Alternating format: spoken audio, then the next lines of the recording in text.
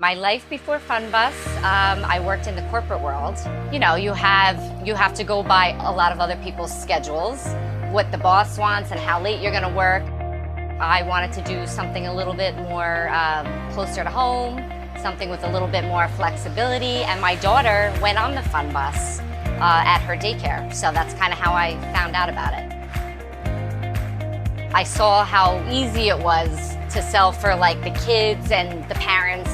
We were one of the first franchises, so when they started franchising, we said we need to look at this. Everyone wants to do stuff for their kids, so that was kind of an easy model to follow. As an owner, we're busy, answering questions and talking to parents and trying to explain what we do. And then once in a while, we go on too and interact with the schools and the teachers and the kids themselves.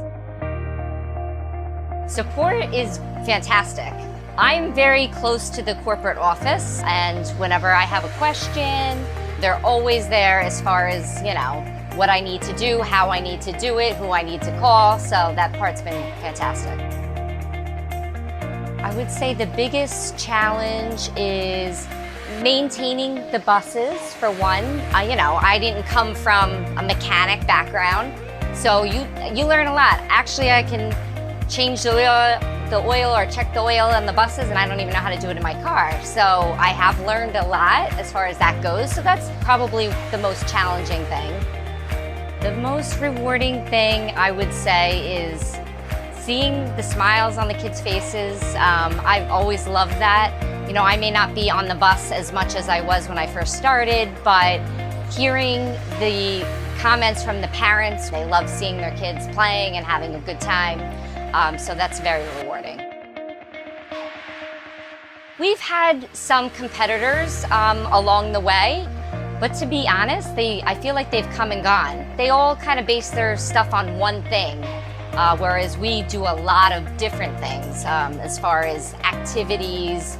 We can kind of incorporate those one things into anything we're doing here, whether it's soccer or dancing. Anything that one corporation can do, we can kind of filter into what we do. So it kind of filters them out a little bit. Business is great. My short-term goal is I just added another bus, so I'm looking to fill it over the next year so I can kind of double everything that I'm doing now. My long-term goal, I would say over the next 5 years, is to maybe grow the business a little more, make it even more marketable. I want to make this business strong for the next owners that would maybe come in at some point.